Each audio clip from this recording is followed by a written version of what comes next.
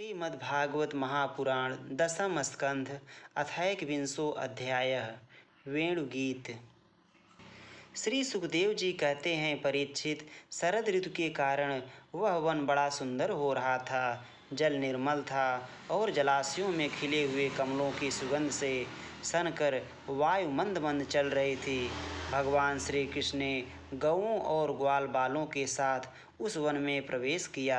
सुंदर सुंदर पुरुषों से परिपूर्ण हरी भरी वृक्ष पंक्तियों में मतवाले भंवरे स्थान स्थान पर गुनगुना रहे थे और तरह तरह के पक्षी झुंड के झुंड अलग अलग कलरव कर रहे थे, जिससे उस वन के सरोवर, नदियाँ और पर्वत सब के सब गूंजते रहते थे। मधुपति श्री कृष्ण ने बलराम जी और ग्वाल बालों के साथ उसके भीतर घुसकर गौओं को चराते हुए अपनी बांसुरी पर बड़ी मधुर तान छेड़ी। श्री कृष्ण की वह वंशी ध्वनि भगवान के प्रति प्रेम भाव को, उनके मिलन की आकांक्षा को जगाने वाली थी। उसे सुनकर गोपियों का हृदय प्रेम से परिपूर्ण हो गया। वे एकांत में अपनी सखियों से उनके रूप, गुण और वंशी ध्वनि के प्रभाव का वर्णन करने लगीं।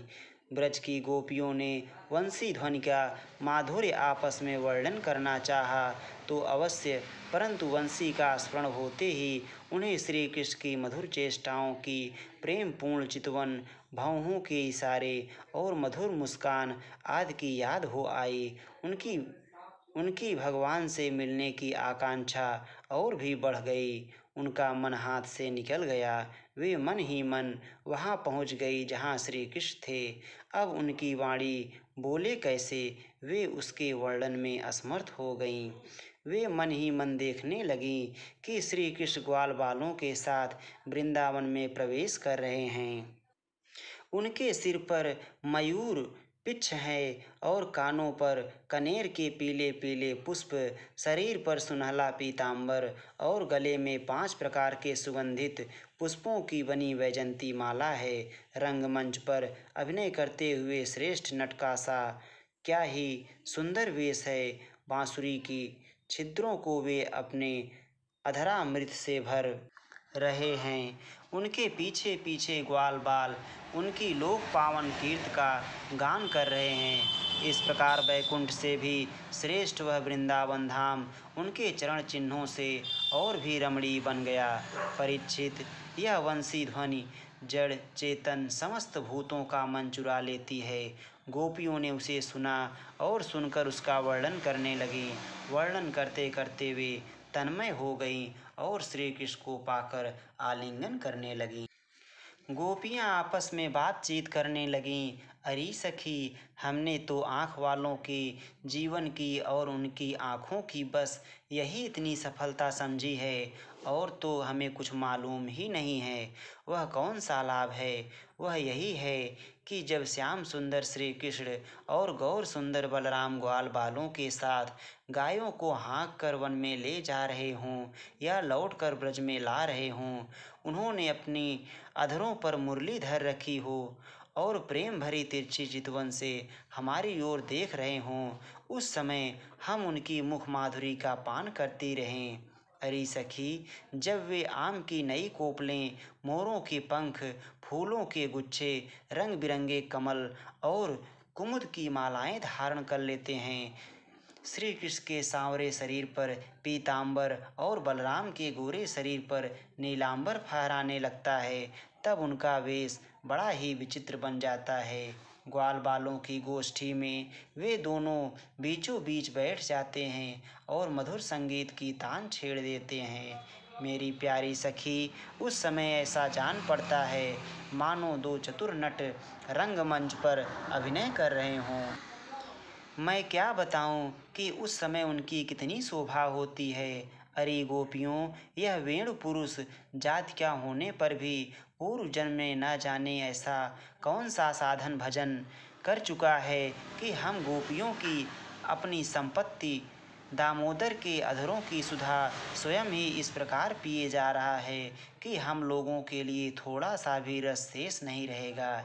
इस वेण को अपने रस से सींचने वाली हृदयनियाँ आज कमलों के मिस रोमांचित हो रही हैं और अपने वंश में भगवत प्रेमी संतानों को देखकर श्रेष्ठ पुरुषों के समान वृक्ष भी इसके साथ अपना संबंध जोड़कर आँखों से आनंदाश्रु बहा रहे हैं। अरे सखी, यह वृंदावन वैकुंठ लोक तक पृथ्वी की कीर्ति का विस्तार कर रहा है, क्योंकि यशोदानंदन श्री कृष्ण के चरण कमलों के चिन्हों से यह चिन्हित हो रहा है। सखी, जब श्री कृष्ण अपनी मुनिजन मोहिनी मुरली बजाते हैं तब मोर मतवाले होकर उसकी ताल पर नाचने लगते हैं। यह देखकर पर्वत की चोटियों पर विचरने वाले सभी पशु पक्षी चुपचाप शांत होकर खड़े रह जाते हैं।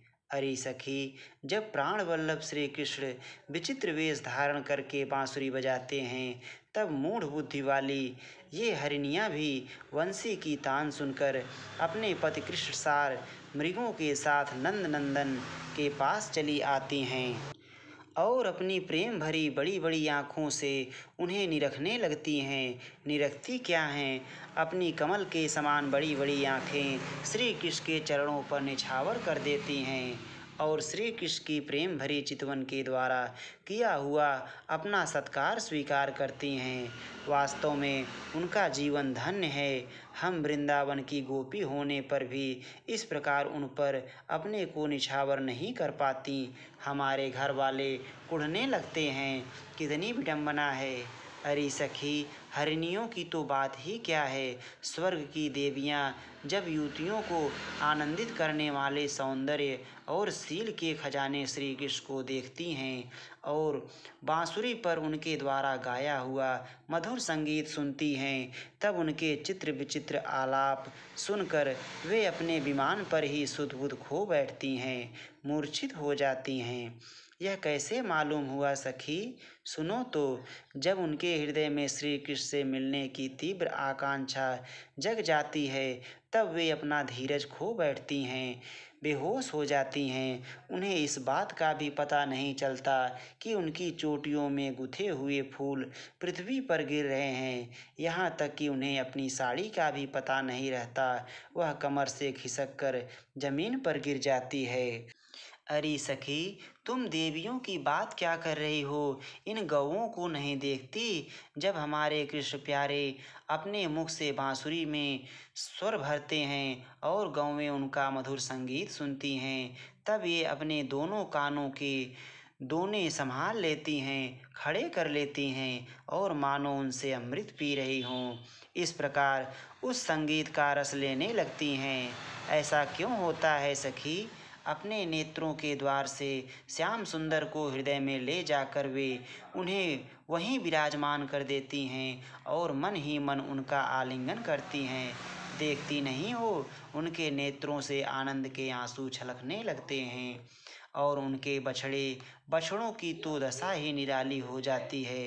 यद्यपि गायों के थनों से अपने आप दूध झरता रहता है, वे जब दूध पीते पीते अचानक ही वंशी ध्वनि सुनते हैं तब मुंह में लिया हुआ दूध का घूंट ना उगल पाते हैं और ना निगल पाते हैं। उनके हृदय में भी होता है भगवान का संस्पर्श और नेत्रों में छलकते होते हैं आनंद के आंसू। वे ज्यों के त्यों ठिठके रह जाते हैं। अरे सखी, गौवें और बछड़े तो हमारी घर की वस्तु हैं, उनकी बात तो जाने ही दो। वृंदावन के पक्षियों को तुम नहीं देखती हो, उन्हें पक्षी कहना ही भूल है। सच पूछो तो उनमें से अधिकांश बड़े बड़े ऋषि मुनि हैं। वे वृंदावन के सुंदर सुंदर वृक्षों की नई और मनोहर कोपलों वाली डालियों पर चुपचाप बैठ जाते हैं और आंखें बंद नहीं करते। निर्मेष नयनों से श्री कृष्ण की रूप माधुरी तथा प्यार भरी चितवन देख देख कर निहाल होते रहते हैं तथा कानों से अन्य सब प्रकार के शब्दों को छोड़कर केवल उन्हीं की मोहिनी वाणी और वंशी का त्रिभुवन मोहन संगीत सुनते रहते हैं। मेरी प्यारी सखी, उनका जीवन कितना धन्य है। अरे सखी, देवता गौओं और पक्षियों की बात क्यों करती हो? वे तो चेतन हैं, इन जड़ नदियों को नहीं देखती? इनमें जो भंवर दिख रहे हैं, उनसे इनके हृदय में श्याम सुंदर से मिलने की तीव्र आकांक्षा का पता चलता है। उसके वेग से ही तो इनका प्रवाह रुक गया है। इन्होंने भी प्रेम स्वरूप श्री कृष्ण की वंशी ध्वनि सुन ली है।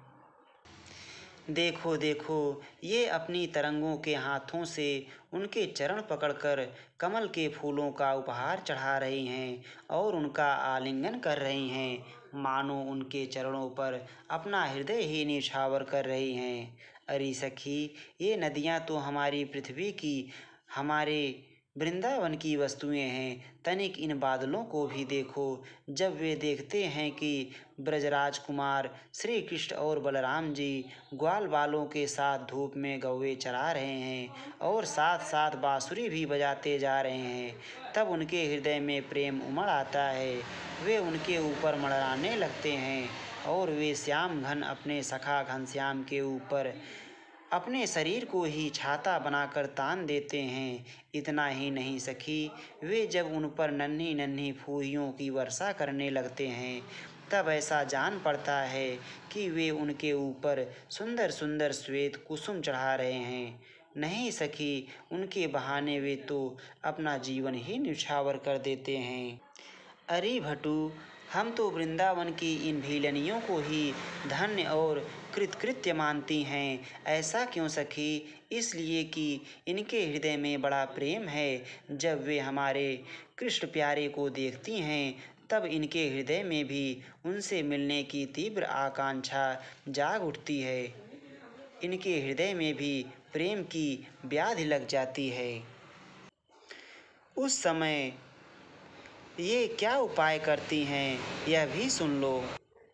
हमारे प्रीतम की प्रेयसी गोपियाँ अपने वक्षस्थलों पर जो केसर लगाती हैं, वह श्याम सुंदर के चरणों में लगी होती है, और वे जब वृंदावन के घास पात पर चलते हैं, तब उनमें भी लग जाती है। ये सौभाग्यवती भीलनियाँ उन्हें उन तिनकों पर से छुड़ाकर अपने स्तनों और मुखों पर मल लेती हैं और इस प्रकार अपने हृदय की प्रेम पीड़ा शांत करती हैं। अरे गोपियों, यह गिरिराज गोवर्धन तो भगवान के भक्तों में बहुत ही श्रेष्ठ है। धन्य है इसके भाग्य। देखती नहीं हो, हमारे प्राण वल्लभ श्री कृष्ण और नयनाभिराम बलराम के चरण कमलों का स्पर्श प्राप्त करके यह कितना आनंदित रहता है। इसके भाग्य की सराहना कौन करे? यह तो उन दोनों का, ग्वाल बालों और गौओं का बड़ा ही सत्कार करता है। स्नान पान के लिए झरनों का जल देता है, गौओं के लिए सुंदर हरी हरी घास प्रस्तुत करता है, विश्राम करने के लिए कंदराएं और खाने के लिए कंदमूल फल देता है। वास्तव में यह धन्य है। अरे सखी, इन सांवरे गोरे किशोरों की तो गति ही निराली है। जब वे सिर पर नोवना दूहते समय गाय के पैर बांधने की रस्सी लपेटकर और कंधों पर फंदा भागने वाली गायों को पकड़ने की रस्सी रखकर गायों को एक वन से दूसरे वन में हाँक कर ले जाते हैं। साथ में ग्वाल बाल भी होते हैं और मधुर मधुर संगीत गाते हुए बांसुरी की तान छेड़ते हैं। उस समय मनुष्यों की तो बात ही क्या, अन्य शरीरधारियों में भी चलने वाले चेतन पशु पक्षी और जड़ नदी आदि तो स्थिर हो जाते हैं तथा अचल वृक्षों को भी रोमांच हो जाता है। जादू भरी वंशी का और क्या चमत्कार सुनाऊं? परीक्षित, वृंदावन बिहारी श्री कृष्ण की ऐसी ऐसी एक नहीं अनेक लीलाएं हैं। गोपियाँ प्रतिदिन आपस में उनका वर्णन करती और तन्मय हो जाती। भगवान की लीलाएं उनके हृदय में स्फुरित होने लगती। इति श्रीमद्भागवते महापुराणे पारमहंस्यां संहितायां दशम स्कंधे पूर्वार्धे वेणुगीतं नाम एकविंशोऽध्यायः। श्री राधा वल्लभ लाल की जय।